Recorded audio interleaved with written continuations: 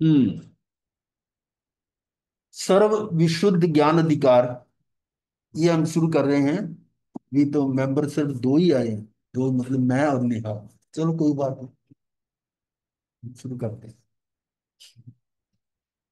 तो अब तक जीवा जीव अधिकार से संवर अधिकार तक भगवान आत्मा को पर पदार्थों और विकारी भावों से भिन्न बताकर, यानी कौन कौन से अधिकार किए हमने? जीवा जीव अधिकार, ये पहला मोक्षाधिकार। जीव अधिकार। उसमें जीव और अजीव दोनों हैं तो भिन्न, पर दोनों एक मेक बनकर आए थे। तो याद होगा आपको वो एग्जांपल, जिसने सुनी होगी, कि बच्चों को दिखाने के लिए वो कलाकार होते हैं, वो एक घोड़ा सा बना होता है बहुत बड़ा, नीचे चार पैर होते हैं, आगे मुंह होता है, ऊपर वो कपड़ा घोड़े का डाल रखा होता है। तो काठी लकड़ी की काठी घोड़े जैसी दिखती लकड़ी है का जो। नहीं, लकड़ी का नहीं, वो उसमें कपड़ा ऊपर डाला होता है, नीचे दो पैर भी, चार पैर नजर आते हैं, आगे मुंह भी नजर आता है, पीछे पूंछ भी नजर आती है, लेकिन उसके ऊपर कपड़ा डाल रखा है। तो देखने वाले समझते भी ये एक ही है, और एक्चुअली में वो दो होते हैं। दो व्यक्ति, जैसे एक थोड़ा आगे कोडा होगा, दूसरा उसकी पीठ पे हाथ रख के हाँ पीछे। जी, हाँ जी, देखे हैं। अब दो पैर अगले के, दो पिछले के, चार पैर नजर आ रहे हैं ना। तो आगे के मुंह पे जो है ना, वो उन्होंने वो खोटा सा लगा लिया, और पीछे जो हाथ के जो पूंछ बना ली। अब वो हैं तो दो अलग अलग, लेकिन ये दिखने में एक लग रहे हैं। तो इस जीवा जीव अधिकार में ये बताया गया था कि ये शरीर और आत्मा दो अलग अलग हैं, और हमें एक ही नजर आ रहे थे।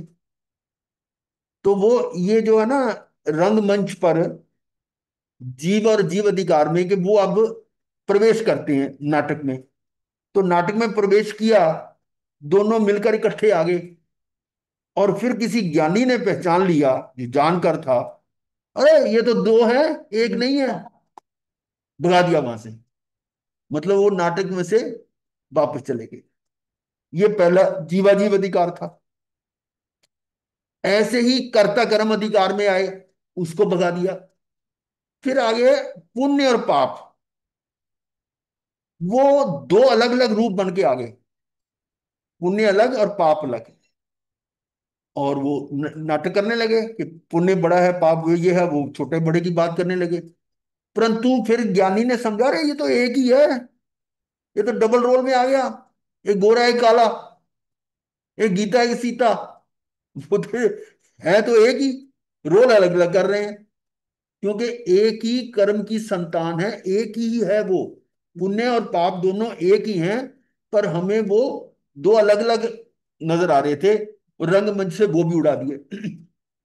इस तरह से करते करते आश्रम द्वार, संवर द्वार, वो ये बता रहे हैं कि जीवा जीव अधिकार से संवर अधिकार तक भगवान आत्मा को पर पदार्थों और विकारी भावों से भिन्न बताकर, भगवान आत्मा तो शुद्ध है, वो तो अशुद्ध तो उसकी पर्याय हो रही है, पर शुद्ध में तो विकारी भावों से वो अशुद्ध हो रहा है, लेकिन वास्तव में तो वो शुद्ध ही है।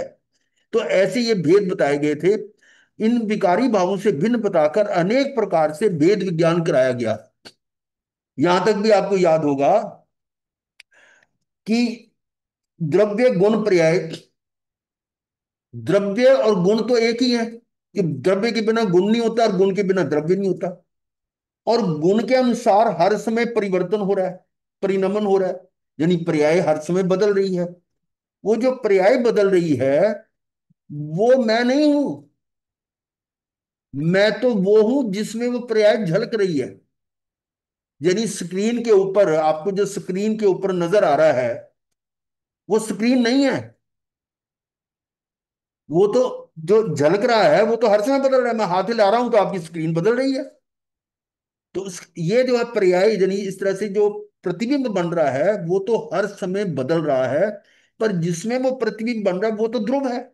वो वही मैं आत्मा हूं, कि मुझ आत्मा पर ये जो है प्रतिबिंबित हो रहे हैं, उनका प्रतिबिंब ज्ञानाकार होकर मेरी आत्मा में झलक रहा है आत्मा में ही। परंतु वो तो हर समय बदला, और मैं ध्रुव हूं। तो वहां पर भी भेद विज्ञान कराया कि भाई तू पर्याय से भी भिन्न है।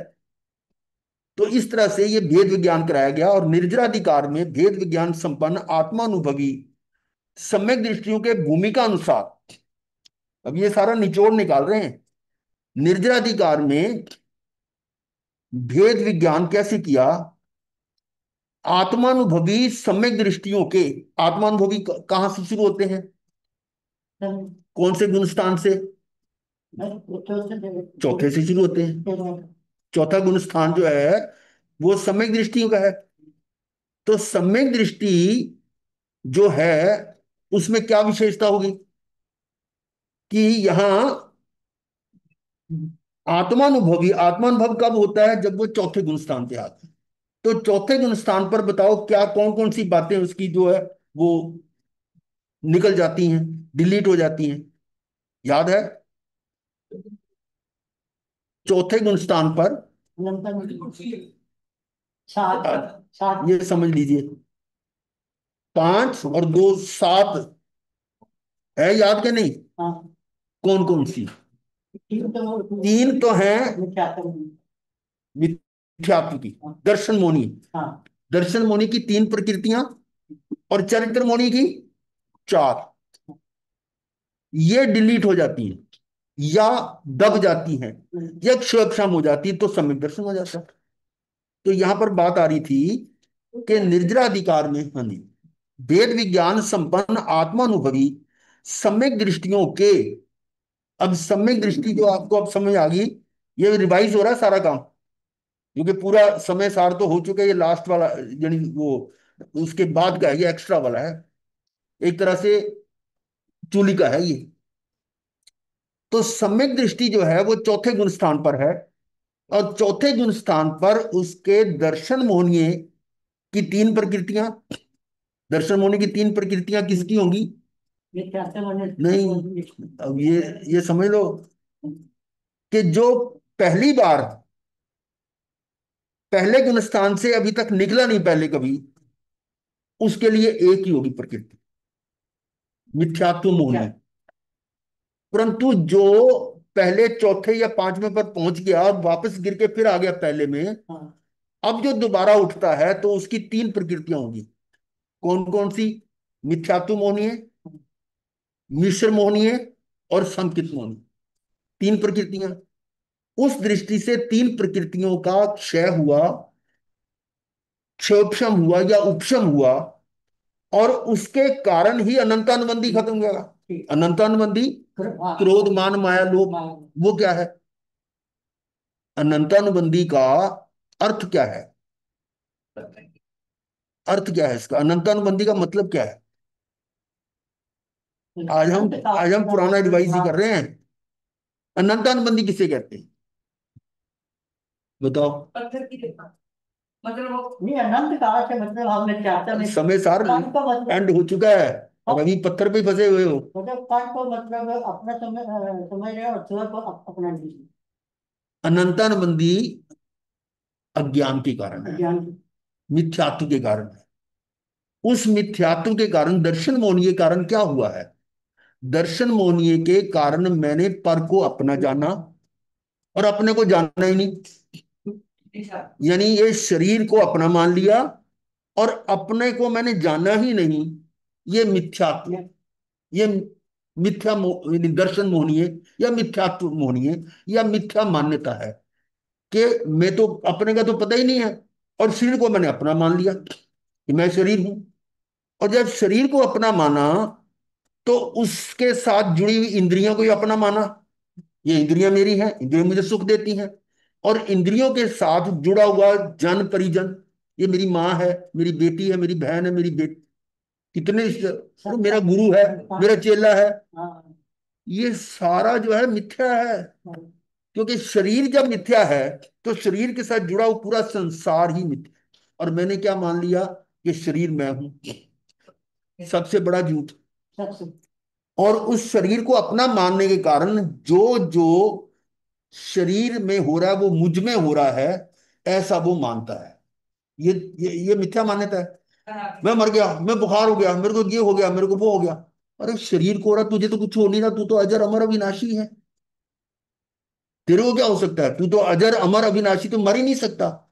तो बताओ, वो मान्यता कि शरीर में कुछ हो रहा है, मैं पैदा हुआ, मैं मर गया, मैं रोग हुआ, मेरे ये हो गया, मेरे बाल ये हो गए, मेरे आंखें कम हो गई, ये मेरी कान दर्द हो गई, ये क्या हो गया, ये जितना भी है, वो शरीर के अंदर जो भी उसको अपना मान रहा है।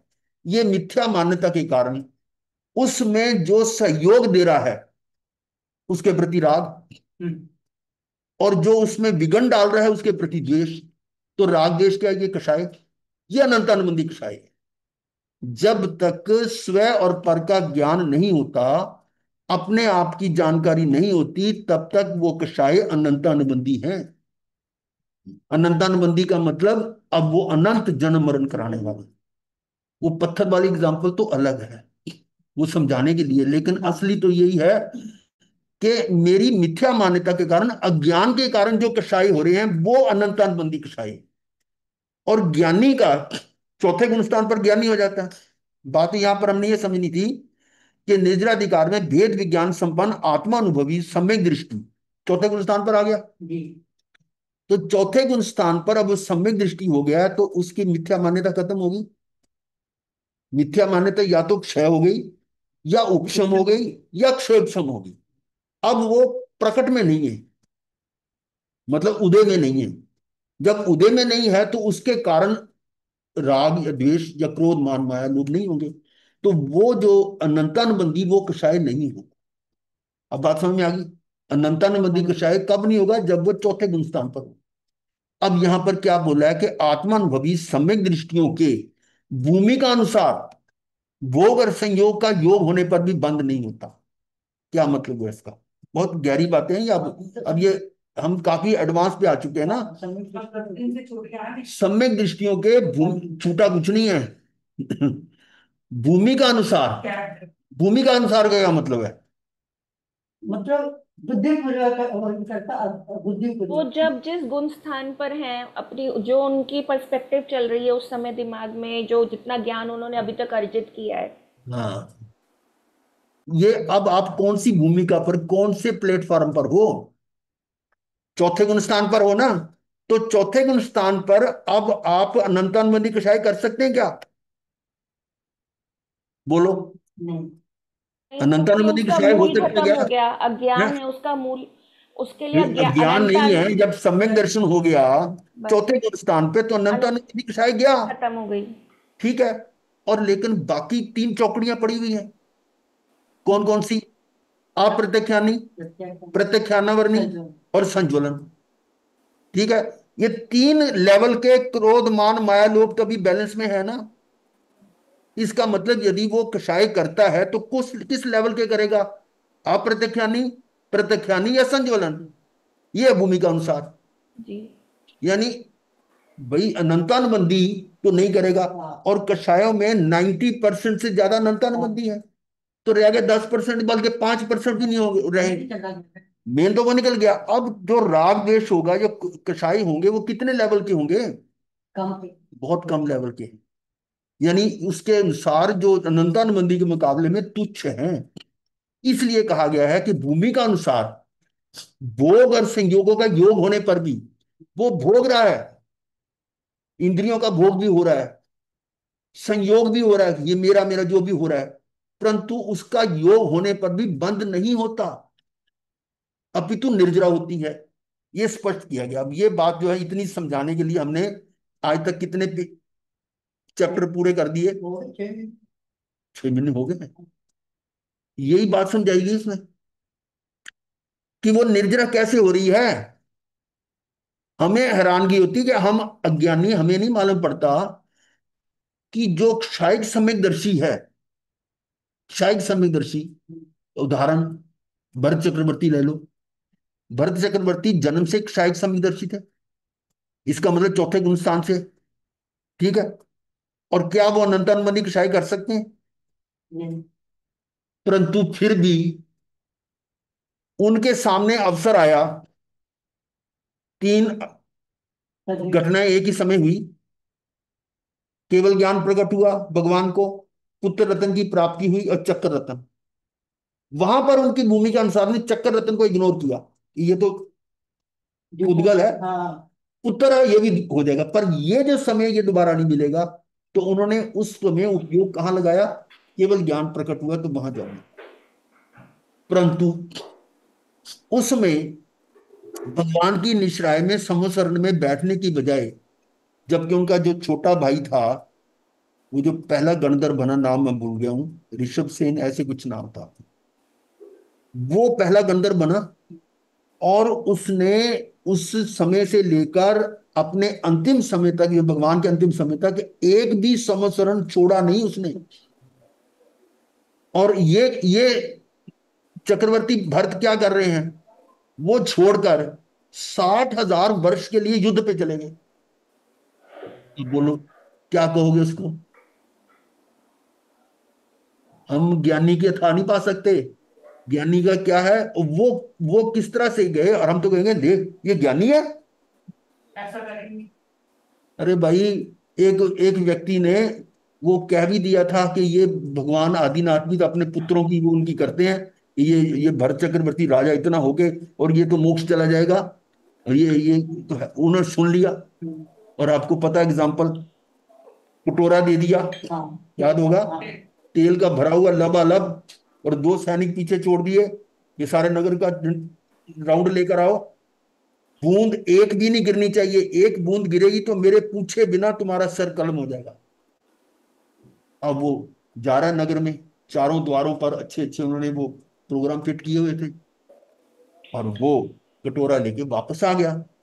अब चक्रवर्ती सम्राट ने पूछा क्यों भाई, तुमने नगर में क्या क्या दिखा, वहां रंग मंग हो रहे थे, ये हो रहा था वो रहा था। बता जी मुझे तो तेल ही नजर आ रहा था, या पीछे तलवार थी।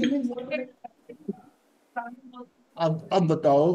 फिर भक्त कहता देखो यही है, तुम कहते हो मैं भोग भोग रहा हूं, ये कर रहा हूं, पर मेरे पीछे तो तलवार लटक रही है। ये एग्जाम्पल आती है। और वो देखो, युद्ध के लिए भी गए, और एक दो नहीं, कितनी, 32 32 32 करके 96,000 रानियां, 32,000 देश थे, और वहां की दो दो, एक राजा की, एक वकील वो मंत्री की, और एक एक दासी साथ में, कितनी पत्नियां हैं। और सबके सबको साथ नहीं लेके आए, सरेंडर कर दिया राजाओं ने। जी हाँ, उन्होंने अपनी कन्या भेंट कर दी, रखो, जब हम वापस आएंगे युद्ध से फिर वहां पहुंचा देंगे। तो मतलब यह है कि वो भोगते हुए भी अभोगी, ये बात यहां आ रही है। भूमि का अनुसार भोग तो भोग रहे हैं, तो वो चौथे गुण स्थान पर है। और उन संयोगों का योग होने पर भी बंद नहीं होता, अपितु निर्जरा होता है। जितने निर्जरा कितनी हो, जितने अनंत अनुबंधी क्या हो, समझिए ना। अब जितना आगे आगे चलेंगे उतना और होगा। ये स्पष्ट किया गया, यानी ये पुराना बताया गया कि अब तक हमने क्या किया। फिर बंध अधिकार में बंध के कारणों पर एवं मोक्ष अधिकार में मुक्ति के उपाय पर प्रकाश डाला गया। ये दो अधिकार और आगे, बंध अधिकार। बंध अधिकार में हमने बहुत काफी लंबी चर्चा की थी कि स्व और पर दोनों का ज्ञान होगा। ये तो पहले हो गया कि स्व आत्मा, और पर ये शरीर आत्मा। आत्मा को छोड़कर जो भी है वो सारा पर है। पर है हमारे लिए वो, पर द्रव्य कह लो, पर पूरा संसार पर है। और आत्मा मैं हूं।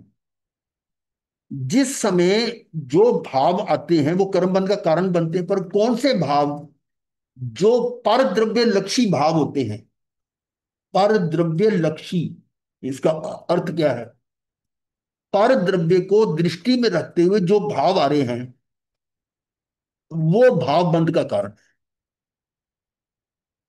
अभी मेरे सामने आप हो या और हो, जो भी है, उनको देखकर जो मेरे भाव आ रहे हैं वो बंध का कारण है। चाहे ये शास्त्री है तब भी बंध का कारण है, चाहे साक्षात साक्षात तीर्थंकर परमात्मा सामने है, हाँ, पर है। नहीं हम वो तो बाहर दृष्टि बाहर तो उनके लक्ष्य से जो मेरे में भाव आ रहे हैं वो कर्म बंध का कारण है। ये सारा हमने पूरी अच्छी तरह से इसको किया है, और ये हमने कई बार ये अलग अलग क्लासों में बताया भी हुआ है कि भगवान गौतम चार ज्ञान के धारक और भगवान के तीर्थंकर परमात्मा भगवान महावीर स्वामी के समक्ष बैठे हुए हैं और उनसे प्रश्न वगैरह भी कर रहे हैं, जिज्ञासा शांत भी कर रहे हैं, हो रही है ना। तो भगवान ने क्या कहा, इंद्रभूति मुझे क्यों देख रहे हो, स्वयं को देखो, तुम भी वही हो जो मैं हूं। और ये क्षण भर का भी प्रमाद मत कर, एक बार नहीं 36 बार कहा। क्यों कहा? कि ये मैं भी तुम्हारे लिए पर द्रव्य हूं, उससे हटकर स्व द्रव्य में चले जाओ। स्व द्रव्य के लक्ष्य पर जो भी भाव होंगे वो शुद्ध होंगे और वो कर्म बंध का कारण नहीं होंगे। ये हमने बहुत अच्छी तरह से क्लियर किया था कि बंध का कारण कौन है। बंध अधिकार में बंध के कारणों पर प्रकाश डाला था कि जो स्व द्रव्य पर लक्ष्य रखकर जो भाव हैं वो बंध का कारण नहीं है। और जो पर द्रव्य पर भाव करके, पर द्रव्य को लक्ष्य करके जो भी भाव आ रहे हैं, अच्छे या बुरे या पुण्य या पाप, वो सारे बंध का कारण है। क्लियर बात? और मोक्ष में क्या है? बंध का उल्टा कर दो मोक्ष। मोक्ष जो है बंध का उल्टा। ये बंध नहीं है तो मोक्ष है। बंध और मोक्ष दोनों से, बंध और मोक्ष तुम्हारी आत्मा में ही। ये भी मोक्ष भी पर्याय है। हाँ, पर्याय। ये नौ तत्व जो है ना, ये सारे नौ की नौ पर्याय हैं। शुद्ध आत्मा नहीं, शुद्ध आत्मा तो इससे ऊपर है, ये तत्वों के ऊपर है। मतलब वो मोक्ष अधिकार में हमने ये जाना था कि मोक्ष ये भी एक पर्याय तो जो किसी को कहोगे भाई तू कब आया जेल से, किसी से पूछा तो कब आया जेल से, हैं मैं तो गया ही नहीं। नहीं नहीं, मैं पूछ रहा हूँ कब आया तो जेल से। भाई आया तो तब हूँ जब मैं गया हूँ, जब मैं गया ही नहीं तो मेरे को है कैसे कह रहे हो। तो इसी प्रकार से किसी को तू मोक्ष हो गया, और मोक्ष मेरे को कैसे होगा, पहले बंद होगा तो मोक्ष होगा। मैं तो बंधा ही नहीं। और ये समय सार की पहले शुरू की शायद तीसरी गाथा थी कि बंद की कथा ही विचित्र है। मैं तो बंद है ही नहीं, मैं तो स्वतंत्र हूं। मैं बंधा ही नहीं हुआ हूं। जो बंधा नहीं हो तो मुक्त कैसे होगा? मैं तो इन दोनों से अलग हूं। वो मोक्ष अधिकार की बात अब भी आ रही है। ठीक है। ये इस एक पैरे की थोड़ी सी मैंने एक्सप्लेनेशन की है कि बंध अधिकार में बंध के कारणों एवं मोक्ष अधिकार में मुक्ति के उपायों पर प्रकाश डाला गया है। अब आगे चल रहे हैं।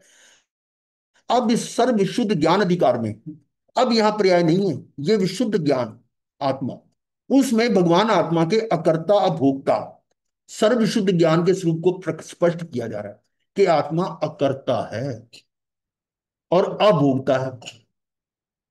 ना तो ये करता है ना ये भोगता है। हमने गाथाओं का अर्थ ही नहीं जाना। अप्पा कत्ता या विकत्ता सुहानिया दुहाना अपने ऐसी गाथा है, और मेरे ख्याल 99% इस गाथा का अर्थ सही नहीं कर रहे। क्या करते हैं? अप्पा कत्ता या विकत्ता, आप क्या इसका अर्थ करेंगे? अप्पा कत्ता या विकत्ता। हाँ, और कत्ता, अप्पा कत्ता या विकत्ता, क्या मतलब इसका?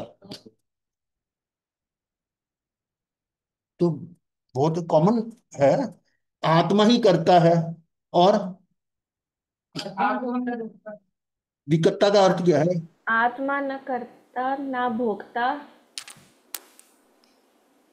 नहीं, अप्पा कत्ता या विकत्ता, कत्ता का मतलब करता, और अगर विकत्ता का मतलब क्या है? अगर करता है तो भोगता है, नहीं करता तो नहीं भोगता है। यह भोक्ता शब्द ही नहीं है। गुरु जी अकर्ता।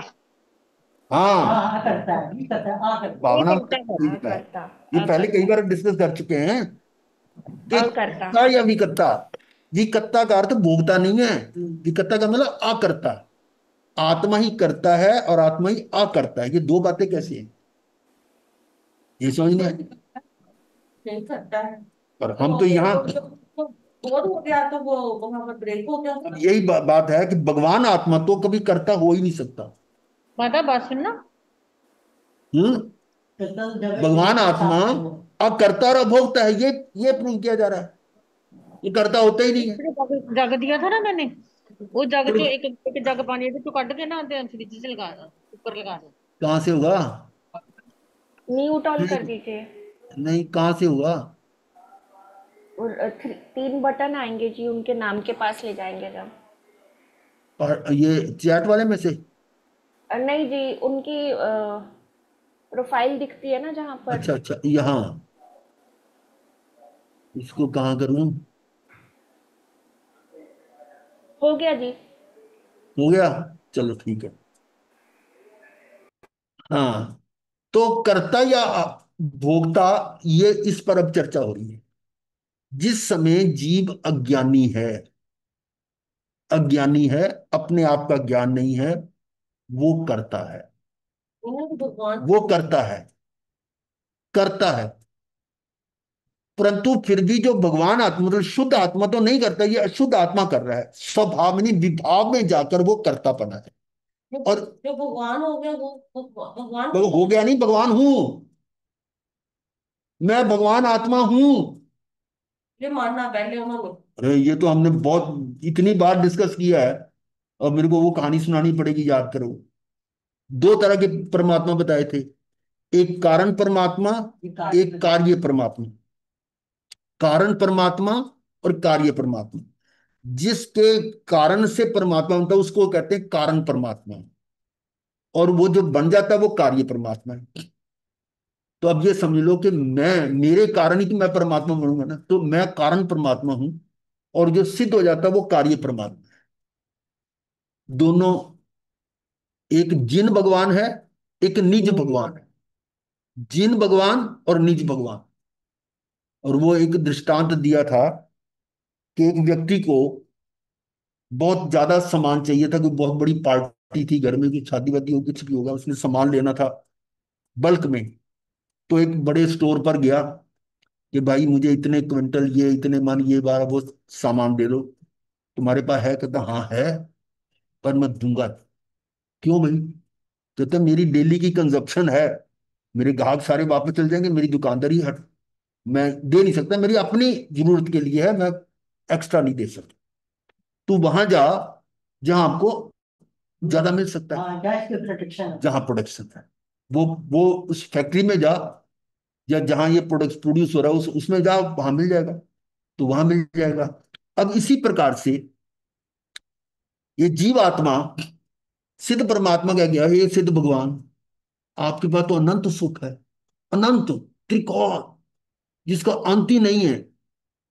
और इतना अनंत सुख है, थोड़ा मुझे दे दो, दे दो। क्या कह रहा हो? भगवान को, सिद्ध भगवान को दे दो। कहता भाई हमारे पास सुख तो अनंत है, सिद्ध परमात्मा है, अनंत सुख है। पर वो हर समय में वो स्वयं भोग रहा हूं। अगले समय फिर और, अगले समय और। तो मेरे पास एक्स्ट्रा है ही नहीं। जो अनंत सुख है उसका भोग मैं हर समय कर रहा हूं। तुम तो वहां जाओ जहां ये सुख का कारण पड़ा है। और वो कौन है? तुम कारण। यानी सिद्ध भगवान ने, जिन भगवान ने कहा भेजा? निज भगवान ने। जिन दर्शन से निज दर्शन कर, सम्यक दर्शन होगा, शुद्धात्मा का दर्शन होगा, हरदम सुख होगा। वो है। तो शुद्ध परमात्मा जो भगवान आत्मा है ना, उसके बारे में कहा जा रहा है कि भगवान आत्मा तो अकर्ता है, परंतु मेरी अज्ञानता के कारण, जो अनादिकाल से अज्ञानता चली आ रही है, उसके कारण मैं करता हो जाता, कि मैं कर रहा हूं। इसका मतलब उस समय भी वो शुद्ध आत्मा, जो स्वाभाविक आत्मा है, वो नहीं कर रहा, विभाव वाला कर रहा है। ठीक है, अब इसको और क्लियर करेंगे। अन्य अधिकारों के समान इस अधिकार का आरंभ भी आत्म ख्याति टीका में अथ प्रविशति सर्वविशुद्ध ज्ञानम, इस, अब सर्वविशुद्ध ज्ञान प्रवेश करता है। सारे आए थे ना, नाटक नाटक ही चल रहा है। इस वाक्य से ही होता है कि तात्पर्य है कि रंग भूमि में जीव अजीब निकाले। अरे ये तो दो थे, हमने तो एक समझ रखा था। वो घोड़े वाली एग्जांपल थी। कर्ता कर्म, इस पर पूरी चर्चा हुई हमारी। पुण्य पाप, अरे ये तो है तो एक ही, दो अलग अलग रूप पर ये डबल रोल में आ गए थे। ये तो मैं पुण्य और पाप हूं, है तो एक ही। ये सीता गीता है ही एक। तो पुण्य पाप दोनों एक ही है, एक, और रूप दो अलग अलग बन के आगे उनको भगाया। फिर आश्रम उन्हीं कारण, फिर संवर, फिर निर्जरा, बंध और मोक्ष। ये 8 स्वांग आए। स्वांग का मतलब नाटक। और अपना नित्य दिखाकर, अपना स्वरूप बताकर चले गए। इस प्रकार सर्व स्वांगों के चले जाने पर अब एकाकार सर्व विशुद्ध ज्ञान प्रवेश करता है। उक्त 8 तो स्वांग थे, जिसे मोक्ष भी आ गया, पर ये सर्व विशुद्ध ज्ञान स्वांग नहीं है, ये है असली। कुंद कुंद आचार्य ने शुरू की गाथा में, पहली जो 6 गाथा थी, उसमें ये कहा था कि 6 महीने तुम मुझे दे दो और गारंटी से सम्यक दर्शन लो। है, वही दे रहे हैं अब। पर यह सर्व शुद्ध ज्ञान स्वांग नहीं है, आत्मा का वास्तविक स्वरूप है। तो आत्म ख्याति में सर्वप्रथम मंगलाचरण, मंगलाचरण हर चैप्टर के पहले और बाद में होता है। अब इस मंगलाचरण के रूप में ज्ञान पुंज आत्मा का स्मरण करते हुए करते हैं। मंगलाचरण का छंद मूलता है इस प्रकार। यहां पर क्या बोला? ज्ञान पुंज, ज्ञान पुंज, ज्ञान का घनपिंड। वहां वहां पहले में ज्ञान ज्योति, ज्ञान प्रकाश, इस प्रकार की बातें आई थी, पर यहां पर ज्योति नहीं है, ज्ञान। ज्ञान पुंज आत्मा का स्मरण करते मंगलाचरण इस प्रकार है। ये जिसने करती भोक्तृभाव सब नष्ट कर दिए, बंद मोक्ष की रचना से जो सदा दूर है अपार महिमा जिसकी टंकोत कीर्ण जो, ज्ञान पुंज वह शुद्धात्म शोभायमान है।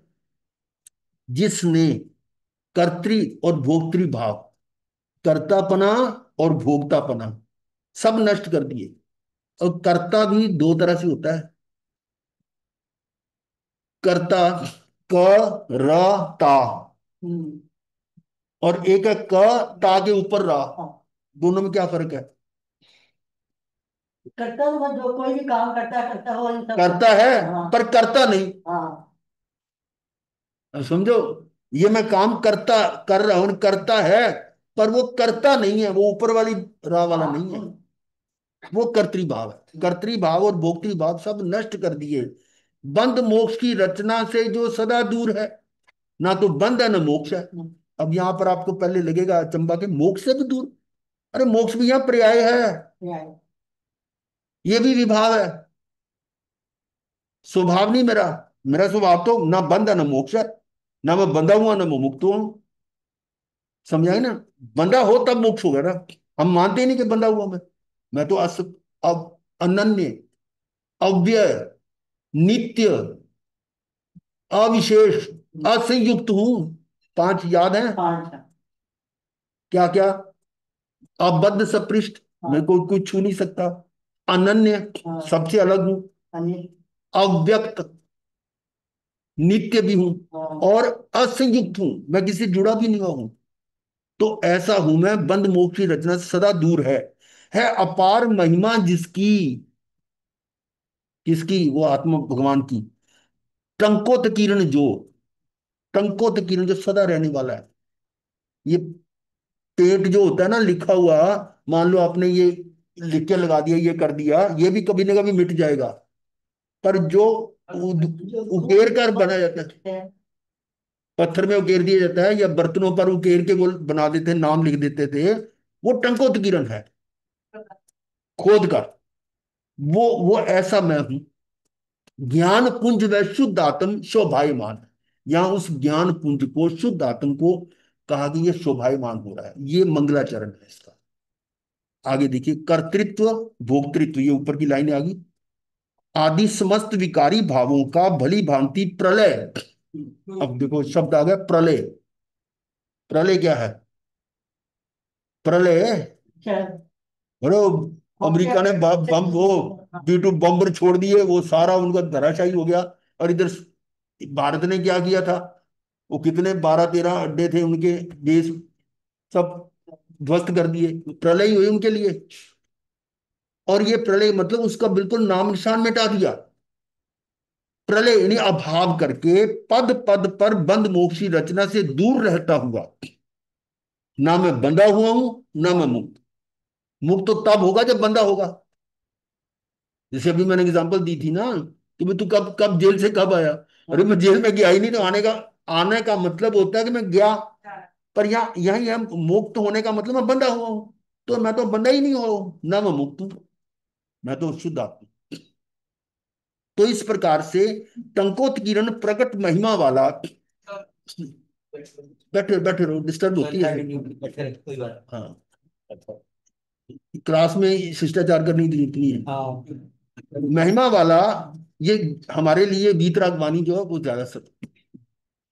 टंकोत्कीर्ण प्रकट महिमा वाला, ये परम शुद्ध, ये मैं नहीं बोल रहा, आगम बोल रहा है। इसलिए आगम की जो है ना, मैं तो करनी पड़ेगी, ऐसा कोई इच्छा भी दुख नहीं देते। महिमा वाला ये परम शुद्ध ज्ञान पुंज आत्मा, निज रस के विस्तार से परिपूर्ण, ये उस ज्ञान पुंज महिमा, यानी ज्ञान पुंज आत्मा की महिमा वाली बात कर रहे हैं कि टंकोत किरण प्रकट महिमा वाला ये परम शुद्ध ज्ञान पुंज आत्मा निज रस के विस्तार से, उसका अपना ज्ञान, उसका रस है, उससे बना हुआ है, परिपूर्ण, घन पिंड, पवित्र, अचल तेज से सूरायमान हो रहा है, शोभायमान, उसमें से ये सारा निकल रहा है। तो यहां पर छंद में मूलतः शुद्ध शब्द का प्रयोग दो बार हुआ है। ये कहाँ हुआ है ये देखिएगा। मूल में ये था शुद्ध शुद्ध, स्वर रस विसरा पूर्ण पुण्या चला चला रची, ये संस्कृत में है। शुद्ध शुद्ध दो बार आया हुआ है, उसके अर्थ में यहां नहीं है, लेकिन यहां पर वो बता रहे हैं कि शुद्ध शुद्ध दो बार क्यों आया। इसका आशय है कि आत्मा द्रव्य कर्म और भाव कर्म दोनों से रहित है, द्रव्य से भी शुद्ध है और भाव से भी शुद्ध है, इसलिए शब्द दो बार आया शुद्ध। आगे नाटक समय सार में इस छंद का भावानुवाद कविवर बनारसी दास जी ने इस प्रकार किया है। कर्मणि को करता है, भोगनी को भोगता है, जाकी प्रभुता में ऐसो कथन अहित है। जामे एक इंद्रिय आदि पंच दा कथन नहीं, नाही सदा निर्दोष बंद मोख सो रहित है। ज्ञान को समूह ज्ञान गम्य है स्वभाव जाको, लोक व्यापी लोकातीत लोक में महित है। शुद्ध वंश शुद्ध चेतना के रस अंश भरियो, ऐसो हंस परम पुनीतता सहित है। जो निश्चय निर्मल सदा आदि मध्य अरुअंत, सोचित रूप बनारसी जगत माही जयवन। इसका अर्थ करो, कर्मणि कर को करता है, भोगनी को भोगता है। को का मतलब कौन, जिस परम पवित्र भगवान आत्मा की प्रभुता में आत्मा कर्मों का करता है और भोगों का भोगता है, ऐसा कथन करना भी अहित की बात है। यहां ऊपर है कर्मणि को करता है, कौन करता है कर्म।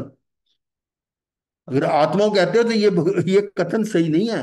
भोगनी को भोगता है, कौन भोगता है, जाकी प्रभुता में ऐसी कथन अहित है, ये कहना गलत है कि आत्मा करता है और आत्मा भोगता है।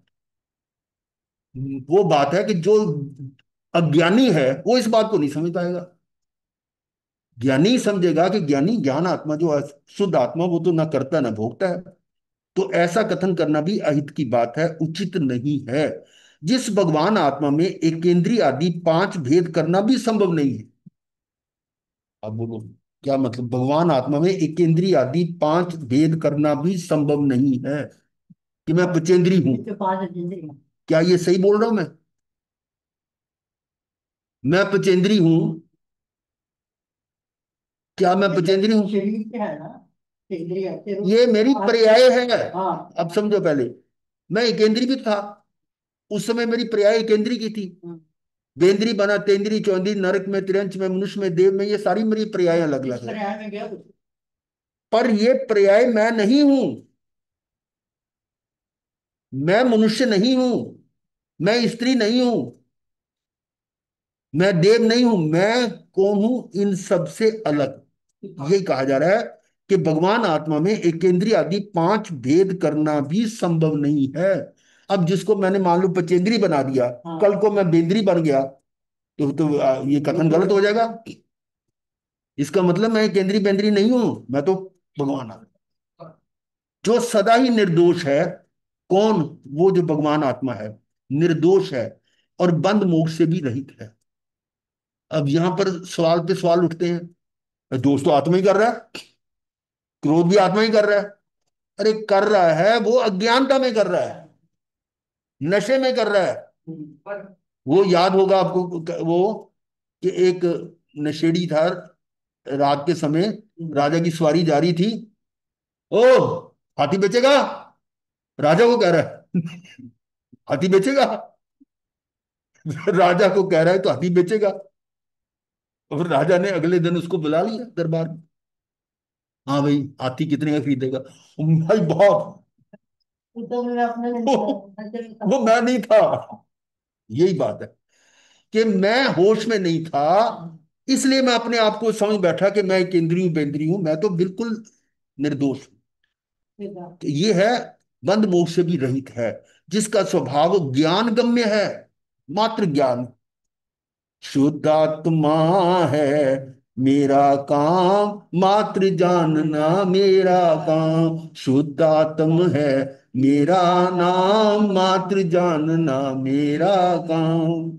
वो सिर्फ जानना ही जानना है, जो ज्ञान का पुंज है, लोक व्यापी होकर लोकातीत है।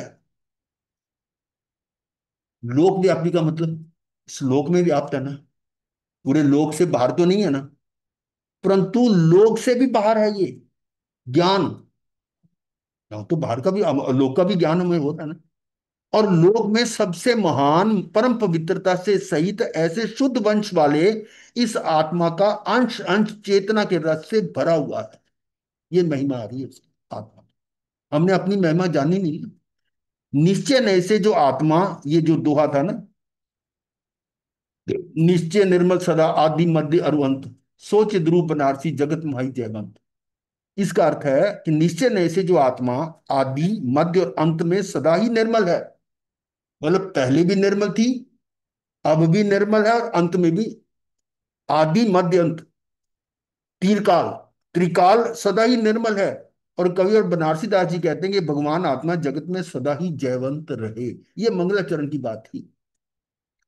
इसके पूर्व के अधिकारों में मंगलाचरण के रूप में जिस ज्ञान ज्योति को स्मरण किया जाता रहा है, ये मैंने अभी बताया था आपको, उसे केवल ज्ञान ज्योति या सम्यक ज्ञान ज्योति के रूप में देखा जाता रहा, ये प्रकाश के रूप में। किंतु सर्व विशुद्ध ज्ञान का अधिकार होने से यहां उस ज्ञान ज्योति के स्थान पर बंध मोक्ष से रहित ज्ञान पुंज आत्मा को स्मरण किया गया है।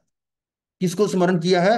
ज्ञान आत्मा को। और ये हमारे भगवती सूत्र में भी आया हुआ है ना, आत्मा ही ज्ञान है, ज्ञान ही आत्मा है। ये ज्ञान आत्मा, आत्मा ही ज्ञान है। कोई कहता आत्मा दिखाओ, तो ज्ञान है जो जान रहे हो। जब मैं जैसे बोल रहा हूं, बोल कह रहा हूं, वो आप को मैं समझा नहीं रहा।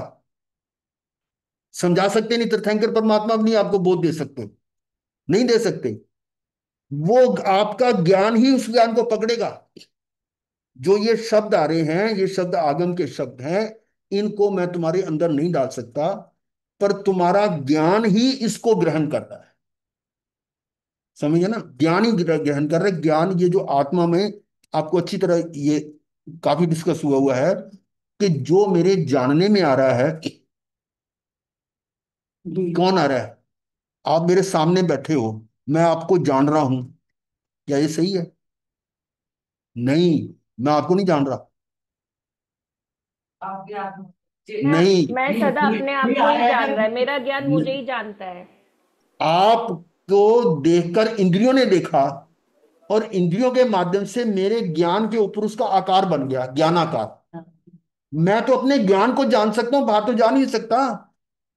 ज्ञान ही ज्ञान करता, ज्ञान ज्ञान को जाओ। वो ज्ञान कौन सा? जो आपको इंद्रियों के माध्यम से वो ज्ञान आकार मेरे ज्ञान में झलक रहा है, जैसे दर्पण में या स्क्रीन पे ये झलक रहा है, तो ऐसे ही मेरे इस ज्ञान रूपी आत्मा पर ज्ञान रूप वही झलक रहा है।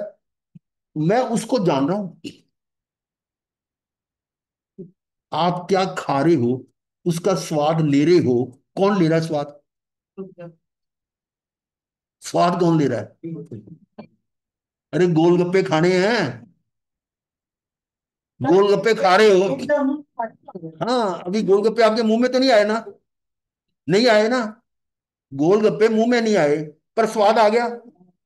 कैसे आ गया? कि वो जो स्वाद का ज्ञान आपके ज्ञान में आ गया, आप उसको चख रहे हो, अपने ज्ञान को, उस स्वाद को नहीं चख रहे। जो खट्टा मीठा जो भी स्वाद आपकी जीभा पे आ रहा है उस वो तो अंदर जा ही नहीं सकता, आत्मा में तो प्रवेश नहीं कर सकता। आत्मा में उसका ज्ञान आ रहा है, मैं उस ज्ञान को जान रहा हूं। मान लो 6 महीने पहले कोई हमने कोई चीज खाई, क्या देसी घी, क्या बादाम का हलवा खाया, गुरुदेव बताते थे 6 महीने पहले खाया था बादाम का हलवा, और अब आज फिर वो बादाम का हलवा आ गया। नहीं यार, वो पहले वाला जो है ना, उससे ये ज्यादा बढ़िया है। इसका मतलब पहले वाला स्वाद आपके पास आया, वो कहां से आया? आपकी जुबान पर तो नहीं आया ना, वो ज्ञान में आया है। इसलिए मैं केवल अपने आप को जानता हूं, पर को जानता ही नहीं। ये है ज्ञान पुंज आत्मा। उस ज्ञान ज्योति के स्थान पर बंद मोक्ष से रहित ज्ञान पुंज आत्मा को स्मरण किया गया, ऐसा है। उक्त संदर्भ में पंडित श्री जयचंद जी छाबड़ा का भावार्थ भी द्रष्टव्य है। क्या कह रहे हैं वो? शुद्ध नय का विषय जो ज्ञान स्वरूप आत्मा है, शुद्ध नय एक व्यवहार नय है। व्यवहार तो द्रव्य आर्थिक नय कहते हैं, जो पर्याय दृष्टि रखता है। जो पर्याय दृष्टि है, जैसे मेरी पर्याय इसमें पचेंद्री की है, तो पचेंद्री हूं, ये व्यवहार से कहा जा रहा है। निश्चय में तो मैं शुद्ध आत्मा हूं। तो शुद्ध नय का जो विषय है वो ज्ञान स्वरूप आत्मा, वो तो ज्ञान है बस, उसमें एक केंद्रीय बेंद्री नहीं है। वह कर्तृत्व भोक्तृत्व के भावों से रहित है, ना वो करता ना भोगता है। कर्ता भोक्ता कौन है? वो उसकी विभाव पर्याय में। बंध मोक्ष की रचना से रहित है, पर द्रव्य और पर द्रव्य के समस्त भावों से रहित होने से शुद्ध है। ना तो पर द्रव्य में जाता है और ना पर द्रव्य के भावों में रहता है। ठीक है, इसके कारण वो शुद्ध है, क्योंकि पर द्रव्य में जाना ही कर्म बंध का कारण है। पर द्रव्य को लक्ष्य में रख के उसके साथ जो भाव आ रहे हैं वो कर्म बंध का कारण है। तो पर द्रव्य में जाता ही नहीं। और दूसरी बात ये भी हमने कई बार कही हुई है कि एक द्रव्य दूसरे द्रव्य का कुछ कर नहीं सकता।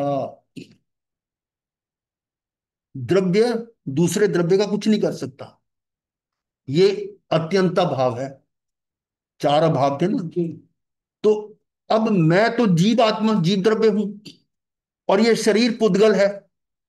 तो पुद्गल मेरा काम कर सकता है? नहीं।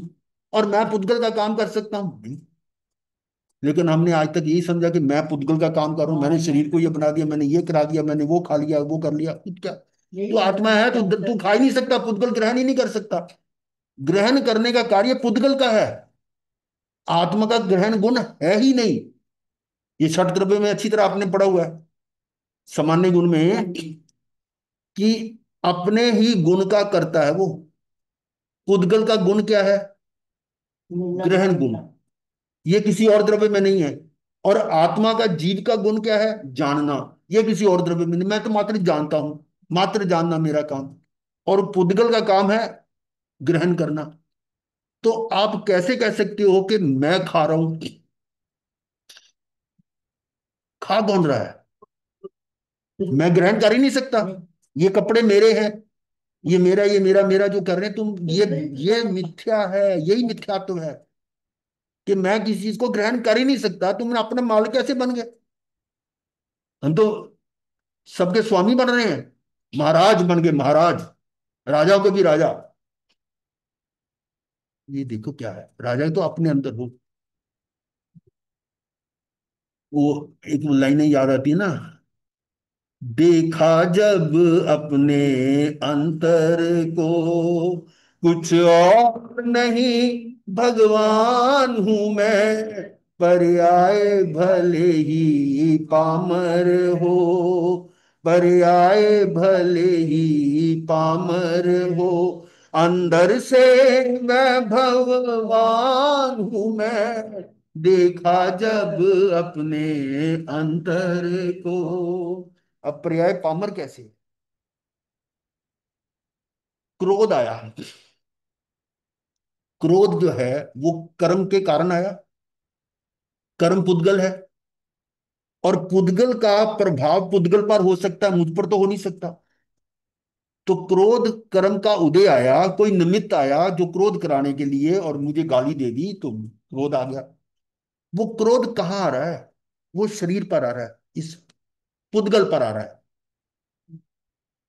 कर्म निकलकर किस पर आ रहा है? औदारिक शरीर पर ही आएगा। और उसको, उसका जो ज्ञान है वो मुझे आत्मा में आ रहा है कि क्रोध कर रहा हूं। वो क्रोध जो है वो मैं हूं क्या? नहीं। मैंने आपको देखा और उसका आकार मेरे अंदर बना, तो मैं उस आकार को क्या कहूंगा? ये आत्मरमणीय है? नहीं, आत्म तो बाहर बैठी है, अंदर कैसे आ गई? तो वो जो बाहर की वस्तु वो अंदर नहीं आती। इस तरह से जो कर्म का प्रभाव उदय आया वो उद्गल पर, शरीर पर आया, मुझके अंदर कैसे आ गया? मेरे अंदर तो नहीं आया ना। मैंने क्या समझा कि मुझ में आ रहा है। ये मेरी गलती है कि मैंने क्रोध किया। तूने क्रोध किया ही नहीं। वो पर्याय क्रोध वाली आई है। पर्याय भले ही पामर हो, अंदर से मैं भगवान हूं मैं, देखा जब अपने अंतर को। वो पर्याय जो उस समय विभावी है, कितने समय की है? एक समय की है। जी। और एक समय बाद वो पर्याय शुद्ध हो, शुद्ध तो द्रव्य में मिलेगी। अरे समुद्र के अंदर लहर उठती है और एक समय बाद लहर फिर वापस, लहर है, पानी तो है, समुद्र ही है ना। तो समुद्र तो सदा ध्रुव है। पर्याय अध्रुव थी, पर्याय जो है वो बदल रही थी। मेरे अंदर विभाव पर्याय वो बदल रही थी, मैं तो अंदर से शुद्ध ही हूं। पर्याय भले ही पामर हो, अंदर से वैभववान हूं मैं। ठीक है। चैतन्य प्राणों से जीवित नित, इंद्रिय बल श्वासो श्वास नहीं। चैतन्य प्राणों से जीवित नित, इंद्रिय बल श्वासो। क्या अर्थ है इसका? चैतन्य प्राणों से जीवित। चैतन्य प्राण क्या है?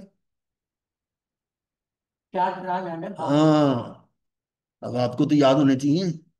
समीक्षा महाराज, चैतन्य प्राण कौन से हैं? हाँ हाँ।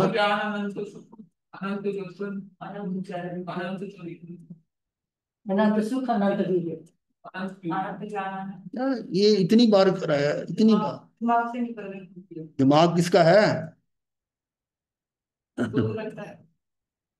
चैतन्य प्राण है चार: ज्ञान, दर्शन, सुख और वीर्य। ये मेरे साथ अनादि से है और अनंत तक रहेंगे, त्रिकालिक। ये शाश्वत है। ज्ञान भी शाश्वत है। जानना, ज्ञान है, चाहे वो सही जाना या गलत जाना, जानना तो हो रहा है ना, ज्ञान है। ज्ञान, दर्शन, सुख, ये आत्मा का गुण है और मैंने शरीर में मान लिया, वो मेरी भ्रांति थी। और वीर्य, शक्ति, वो मेरे साथ अनंत शक्ति है, वो उपयोग मैंने अपने अंदर ना लगा के बाहर लगा दिया, वो अंतराय कर्म बन गया। तो इन चारों का जो है अस्तित्व वो सदा काल है। और ये जो है ना, जीरो भी नहीं होते। कैसे? ये चार के शत्रु कौन से हैं? ज्ञान का ज्ञानावरणीय, दर्शनावरणीय, मोहनीय और अंतराय। ये चार के कारण ये ढके हुए हैं। ठीक है, ढके हुए हैं। अगर पूरी तरह से ढक गए तो ये तो जीरो हो जाएंगे। पर ऐसा नहीं है। एक बात आपको बताई थी कि अनादि काल से क्षोभशम हो रहा है। क्षोभशम का मतलब कुछ, ये कर्म, कर्म का क्षोभशम हो रहा है। कर्म हल्के हो रहे हैं, फिर और बढ़ रहे हैं। और इसका मतलब हर समय क्षोभशम भी हो रहा है। और क्षयोक्षम कितना कम से कम हो रहा है? वो निगोद वाले जीव में क्षयोक्षम कम से कम है। और अधिक से अधिक क्षयोक्षम कहाँ हो रहा है? वो 12वें गुण स्थान पर। उससे ऊपर क्षयोक्षम की जरूरत ही नहीं है। तो इस क्षयोक्षम के कारण मेरा ज्ञान, दर्शन, सुख, वीर्य ये जीरो नहीं होते, कुछ ना कुछ प्रकट रहते हैं। इसके कारण मैं जीवित हूं।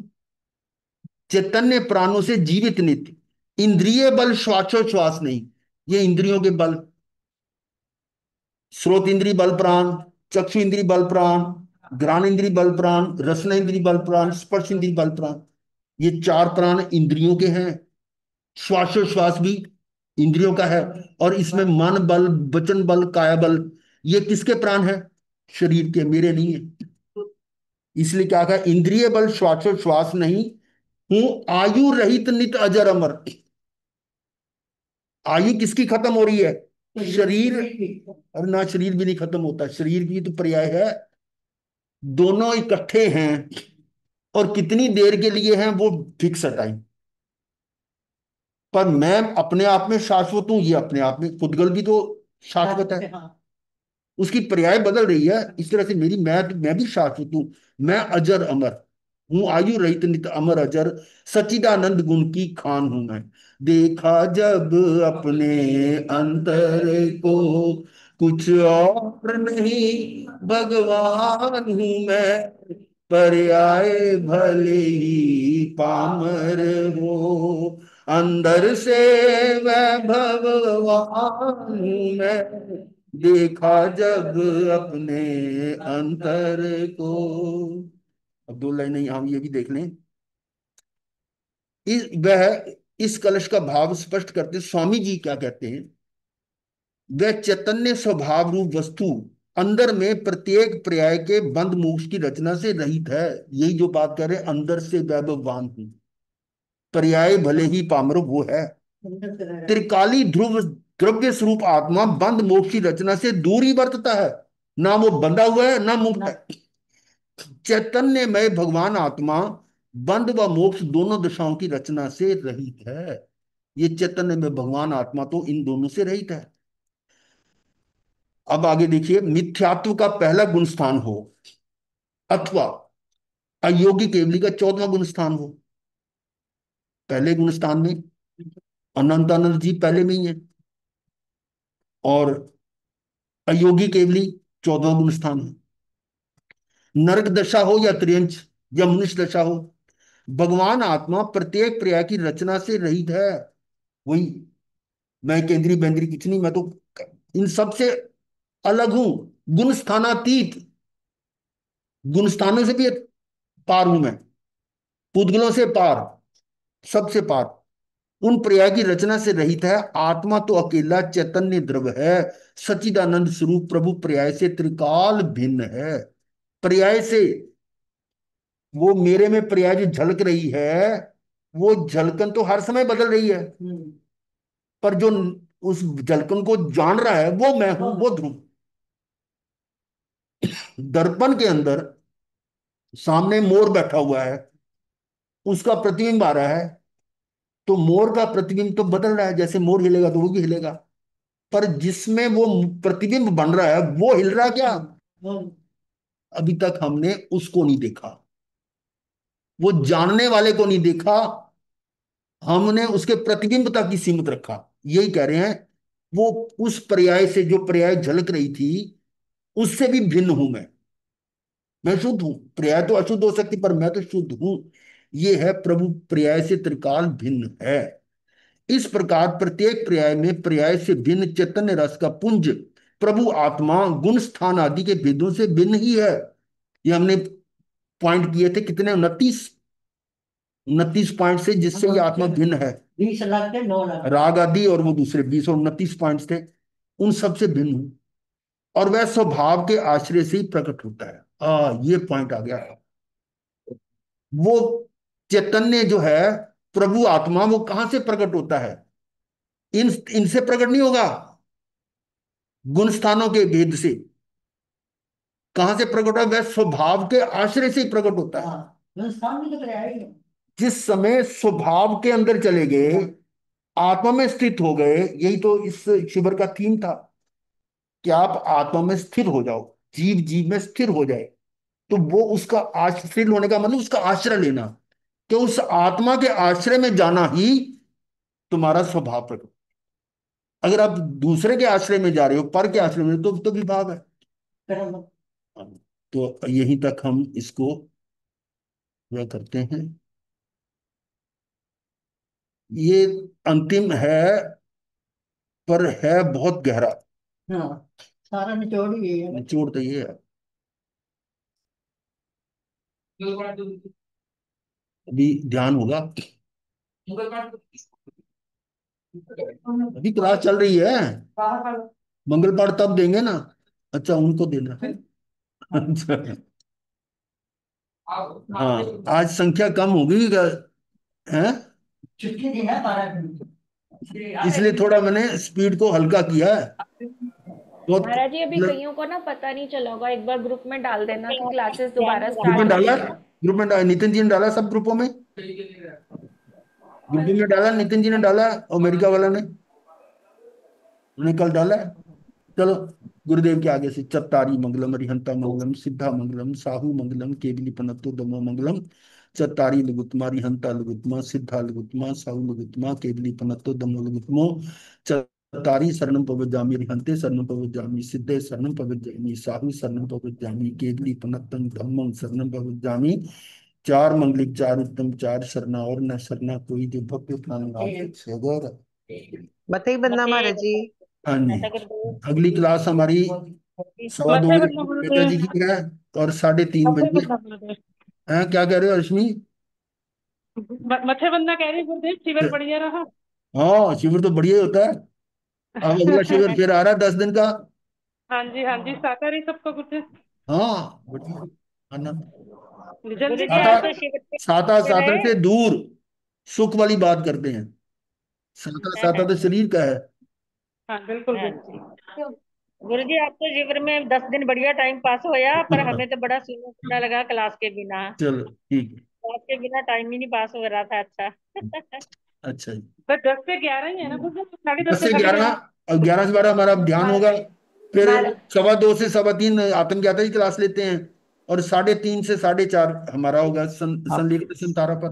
महाराज संथारक। जी, अच्छा। मैंने इन 10 दिनों में पूरी जैन रामायण सुनी। अच्छा। पूरी रामायण, जैन रामायण पूरी खत्म करी है। ठीक है। चलो, अच्छा है। ये अच्छा, आदत ये कर दस रहती है से ना, ग्यारह तो वी मेरे को कथा साढ़े लेने दस जाके वी कथा से बचते हैं ना उससे। ठीक है। चलो, ओके।